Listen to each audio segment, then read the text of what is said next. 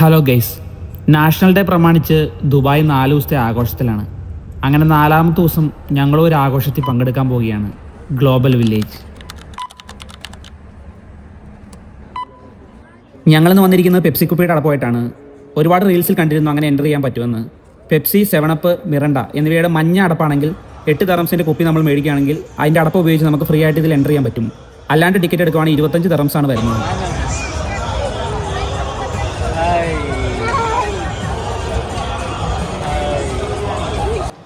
നടന്നു കണ്ടാൽ തീരാൻ പറ്റാത്ത ദൂരത്തിൽ 30 പവലിയൻ, 30ഓളം രാജ്യങ്ങൾ, അവരുടെ വ്യത്യസ്തമായ 90ഓളം കൾച്ചർ, അതാണ് ഗ്ലോബൽ വില്ലേജിൽ കാണാനുള്ളത്.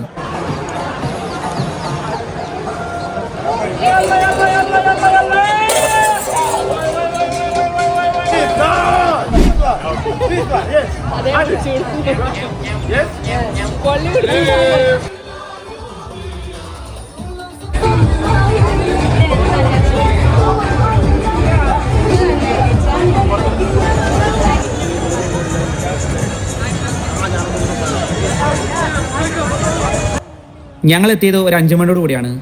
5 മണിക്കേലും തുടങ്ങിയാൽ മാത്രമേ നമ്മൾക്ക് ഒരു 12 മണിയോട് കൂടി തീർക്കാൻ കഴിയുള്ളൂ.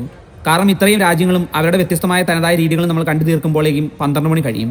നാഷണൽ ഡേ പ്രമാണിച്ചുള്ള അവധി കൊണ്ടാണെന്ന് തോന്നുന്നു. നല്ല തിരക്കായിരുന്നു. ഒരു സൂചി നിലത്ത് വീണാൽ പോലും കാണാൻ പറ്റാത്ത രീതിയിലുള്ള തിരക്കായിരുന്നു. നമ്മളൊരു മായാ ലോകത്തേക്ക് കയറുന്ന പോലെ തോന്നും. നമ്മൾക്ക് എത്ര കണ്ടാലും മതി വരാത്ത കാഴ്ചകളാണ് നമുക്കിവിടെ സമ്മാനിക്കുന്നത്.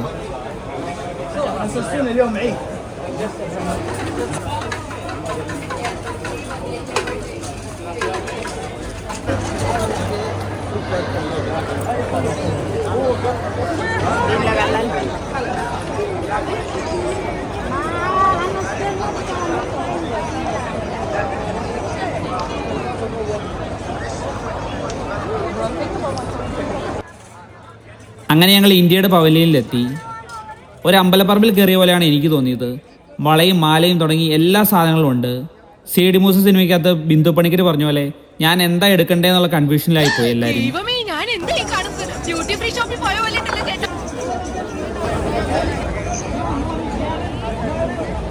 ഏറ്റവും കൂടുതൽ ആളുകളെ കണ്ടത് ഇന്ത്യയുടെ പവലിയനിലാണ്.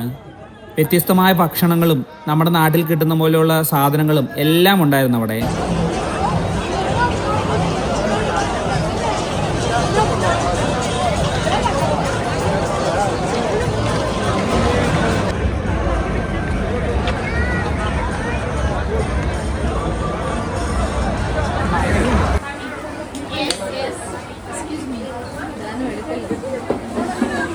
ഓരോ രാജ്യത്തിൻ്റെയും പവലിയനുകളിൽ അവരുടെ രാജ്യത്തിൻ്റെതായ പാട്ട്, ഡാൻസ്, നൃത്തങ്ങൾ എല്ലാം ഉണ്ടായിരുന്നു. നമ്മൾക്ക് എവിടെ കാണണമെന്നുള്ള കൺഫ്യൂഷനായി പോവും. കാരണം നമ്മളിതെല്ലാം ആദ്യമായിട്ടാണ് കാണുന്നത്. അവരുടെ കൾച്ചർ അവരുടെ രാജ്യത്ത് അല്ലാതെ കാണാൻ പറ്റുന്നത് ഒരു ഭാഗ്യമാണല്ലോ. ഞങ്ങൾ ഏകദേശം 6 മണിക്കൂറുകൾ കൊണ്ട് 30ഓളം രാജ്യങ്ങൾ കവർ ചെയ്തു. ഇതിൻ്റെ ഇടയിൽ ഞങ്ങൾ ഭക്ഷണവും കഴിച്ചിരുന്നു. ജീവിതത്തിൽ ഒരിക്കലെങ്കിലും വന്ന് കാണേണ്ട ഒരു സ്ഥലമാണ് ഗ്ലോബൽ വില്ലേജ്. ഈ യാത്രകൾ അവസാനിക്കുന്നില്ല. ദുബായ് നഗരത്തിൽ ഇനിയും ഒരുപാട് കാഴ്ചകൾ നമ്മളെ കാത്തിരിക്കുന്നുണ്ട്.